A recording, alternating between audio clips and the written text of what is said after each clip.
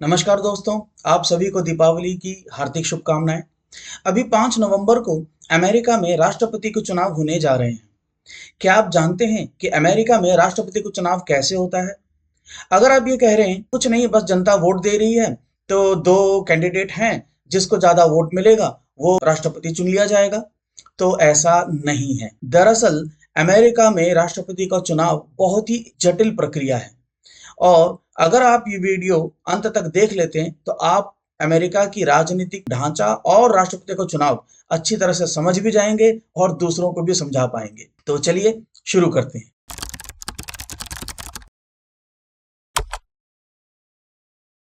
America में राष्ट्रपति का चुनाव सीधे सीधे जनता द्वारा नहीं होता है। यह एक जटिल प्रक्रिया है और लगभग 2 वर्षों तक चलती है। आप जानते होंगे कि अमेरिका में मुख्य 2 राजनीतिक दल हैं। एक है रिपब्लिकन पार्टी और दूसरी है डेमोक्रेटिक पार्टी। रिपब्लिकन पार्टी का जो चुनाव चिन्ह है वो है हाथी और इनका रंग है लाल, और डेमोक्रेटिक पार्टी का जो चुनाव चिन्ह है वो है गधा और उनका रंग है नीला, ब्लू। तो आप ये सोच सकते हैं, कोई भी समझ सकता है ऐसा कि अगर 2 ही पार्टी हैं, 2 ही कैंडिडेट हैं, तो ये लोकतांत्रिक तो नहीं है। एक्चुअल में ऐसा नहीं है। यहाँ पर राष्ट्रपति का जो उम्मीदवार है उसे राजनीतिक दल नहीं चुनते हैं, जनता चुनती है। यह एक बहुत लंबी प्रक्रिया है और ये लगभग 2 वर्षों तक चलती है। प्रथम वर्ष जो होता है वो चुनावी कैंपेन या चुनावी मुहिम का होता है। जो राजनीतिक दल है जैसे कि डेमोक्रेटिक पार्टी है या रिपब्लिकन है, हर एक पार्टी सबसे पहले अपने कैंडिडेट्स तैयार करती है, यानी कि जो लोग राष्ट्रपति को चुनाव लड़ना चाहते हैं वे लोग फिर अपना चुनावी मुहिम शुरू करते हैं, जो कि लगभग 1 साल तक चलता है। अब इसे चुनावी वर्ष समझ लीजिए, 2 साल चलने वाला है। तो प्रथम वर्ष जो है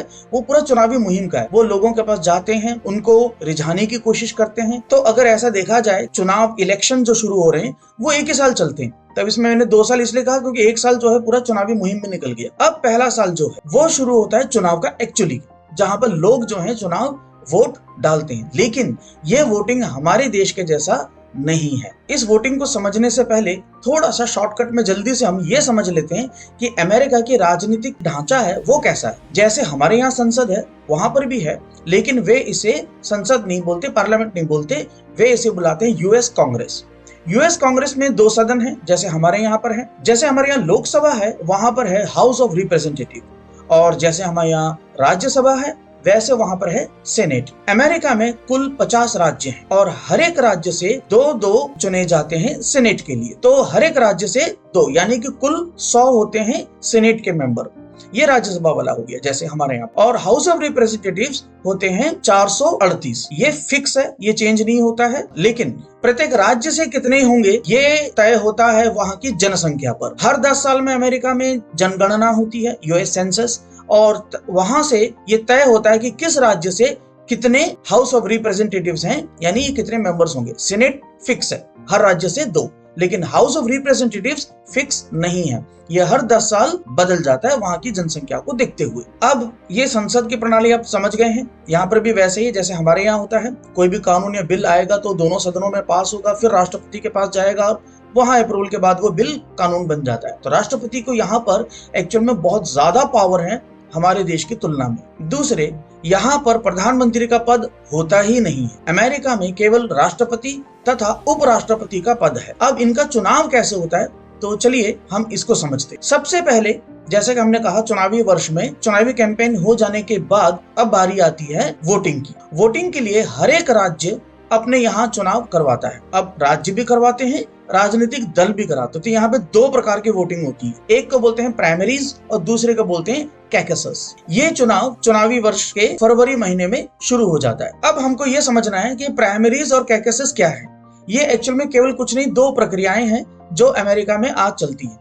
असल में अमेरिका की जो पुरानी प्रक्रिया है वो है कैकसस की, लेकिन अब कई राज्य प्राइमरीज को ही चुनने लगे हैं, क्योंकि प्राइमरीज जो है वो राज्य करवाता है और कैकसस जो है वो राजनीतिक दल करवाते हैं। सबसे बड़ा डिफरेंस तो ये है यहाँ पे। अब प्राइमरीज क्या होती है? प्राइमरीज में भी 2 तरह की वोटिंग होती है, एक क्लोज्ड प्राइमरी और एक ओपन प्राइमरी। अब जैसे क्लोज्ड प्राइमरी है तो जो राजनीतिक दल के वोटर्स हैं वो लोग वहां जाएंगे। जैसे 2 ही पार्टी है, डेमोक्रेटिक और रिपब्लिकन।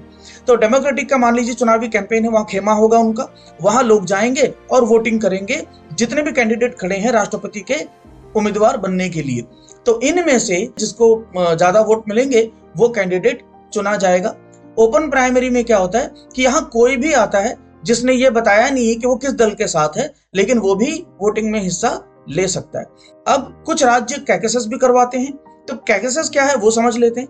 कैकेसस में जो राजनीतिक दल हैं वो खुद अपने से करवाते हैं, तो उनका एक खेमा होगा। वहां कैकेसस में सारे जो वोटर्स हैं वो वहां इकट्ठे हो जाएंगे, और यहाँ पर एक्चुअल में वोटिंग नहीं होती है, कोई बैलेटिंग नहीं होता है। यहाँ पर क्या होता है, ग्रुपिंग होती है। जैसे मान लीजिए 4 कैंडिडेट हैं, तो चारों कैंडिडेट के ग्रुप जो उनको चाहने वाले हैं, जैसे ग्रुप मान लीजिए कैंडिडेट ए है, बी है, सी है, डी है, तो जो लोग ए को चाहते हैं वो ए के साथ खड़े हो जाएंगे, जो बी को चाहते हैं वो बी के साथ, जो सी को वो सी के साथ, और डी को डी के साथ। तो यहाँ पर देखा जाएगा कि सबसे बड़ा ग्रुप किसका है, जिसका बड़ा ग्रुप है वो विजेता होगा। अब ये हो गया वोटिंग। लेकिन यहाँ पर भी एक चीज हमको समझने वाली बात है, यहाँ पर भी कैंडिडेट को डायरेक्ट वोटिंग नहीं हुई है। यहाँ जिनको वोटिंग हुई है वो होते हैं डेलीगेट्स, यानी कि उस कैंडिडेट के भी प्रतिनिधि। ये जो डेलीगेट्स हैं ये चुन लिए गए हैं, चुनाव के बाद इनका निर्णय आ जाता है ये, और ये सारे डेलीगेट्स मिल करके फिर एक और जगह सम्मेलन करते हैं। ये चुनाव का एक और चरण है।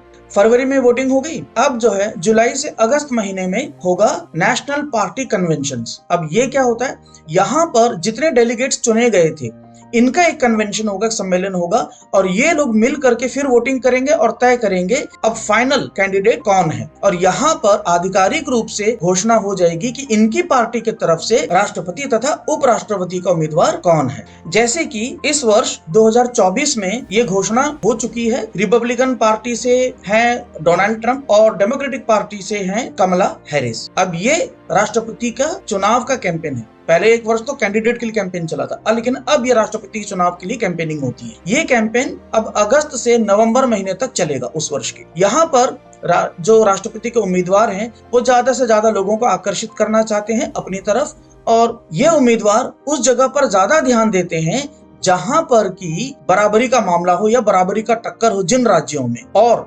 दूसरा जिन राज्यों में ज्यादा इलेक्टोरल वोट्स हैं ये वहां ज्यादा ध्यान देंगे, क्योंकि जिस राज्य में ज्यादा इलेक्टोरल वोट्स हैं वहां पर इनको ज्यादा नंबर ऑफ वोट्स मिलने वाले हैं। और ऐसा क्यों है इसके लिए भी समझ लीजिए, क्योंकि यहाँ पर चलता है विनर्स टेक ऑल सिस्टम। मान लीजिए किसी राज्य में अगर 50 हैं और वहां अगर कोई किसी राष्ट्रपति के उम्मीदवार को 25 से ज्यादा, आधे से ज्यादा, यानी कि मान लीजिए 30 वोट मिल गए, तो उसको पूरे के पूरे 50 वोट मिल जाते हैं। तो इसलिए इन लोगों का टारगेट होता है उन राज्यों पर ध्यान देना जहां पर इलेक्टोरल वोट्स ज्यादा हैं। अब आता है चुनाव का चौथा चरण, यानी राष्ट्रपति का।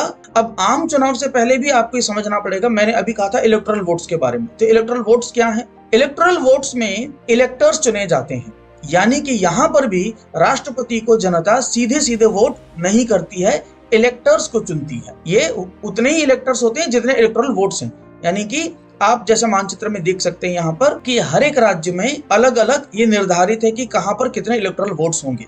ये इलेक्टोरल वोट्स की जो पूरी टोटल संख्या है ये 538 है, यानी उतनी ही है ये जितना कि यूएस कांग्रेस यानी वहां के सदन में कुल मेंबर्स की संख्या है। तो ये संख्या भी जनगणना के आधार पर ही ये संख्या तय होती है कि किस राज्य में कितने इलेक्टोरल वोट्स होंगे। जैसा कि हम देख सकते हैं कैलिफोर्निया में पिछली बार 55 थे, लेकिन इस बार ये 54 है, 54 है। तो ये संख्या थोड़ी बदलती रहती है, फिक्स नहीं है ये। हाँ, लेकिन जो टोटल नंबर ऑफ संख्या है, जो टोटल की जो संख्या है 538, ये फिक्स है, ये इतना ही रहेगा। और आप समझ गए होंगे आधे से ज्यादा का मतलब अब राष्ट्रपति को जीतने के लिए 270 से ज्यादा इलेक्टोरल वोट्स जीतना आवश्यक। राष्ट्रपति का चुनाव का जो दिन है वो निर्धारित है कि उसी वर्ष के नवंबर को पहले सोमवार के बाद पड़ने वाले मंगलवार को ही ये दिन होगा, चुनाव का दिन। पूरे अमेरिका में सभी राज्यों में इलेक्शन होंगे उसी दिन। जैसे कि उदाहरण के तौर पे इस बार ये नवंबर के 5 तारीख को पड़ा है। इस चुनाव के बाद जितने इलेक्टर्स चुने गए हैं, ये सभी इलेक्टर्स को मिला करके इनका जो समूह है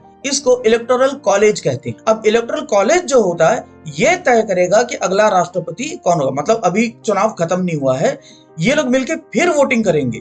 कहां करेंगे? ये दिसंबर महीने के मध्य में सभी राज्यों के अपने अपने राजधानी में, सभी स्टेट कैपिटल्स में ये लोग दोबारा वोटिंग करेंगे, और ये जो वोटिंग का रिजल्ट होगा ये गुप्त रखा जाएगा। ये सारा भेज दिया जाएगा वहां की संसद यानी कि यूएस कांग्रेस को। कांग्रेस में ये एक जॉइंट सेशन बुला करके सबके सामने इनकी गिनती होगी, और वहां पर फिर पता चलेगा कि राष्ट्रपति कौन चुना गया है, जीता कौन है। और इसकी आधिकारिक घोषणा होगी जनवरी 6 तारीख को, और इसके बाद इसी महीने के जनवरी 20 तारीख को राष्ट्रपति अपना शपथ ग्रहण करते हैं। और ये 20 तारीख भी फिक्स डेट है। हाँ, ये 20 बदल सकता है। अगर 20 तारीख रविवार को पड़ गया तो 21 हो जाएगा, अदरवाइज ये 20 जनवरी ही डेट होता है, ये फिक्स है। तो आपने देखा कि राष्ट्रपति का चुनाव अमेरिका में किस तरह से होता है। तो इस बार candidate Donald Trump and Kamala Harris हैं, और 5 नवंबर का दिन नजदीक आ गया है। इसका रिजल्ट जो है अब जनवरी में पता चलेगा हमको कि अमेरिका के नए राष्ट्रपति कौन बने। तो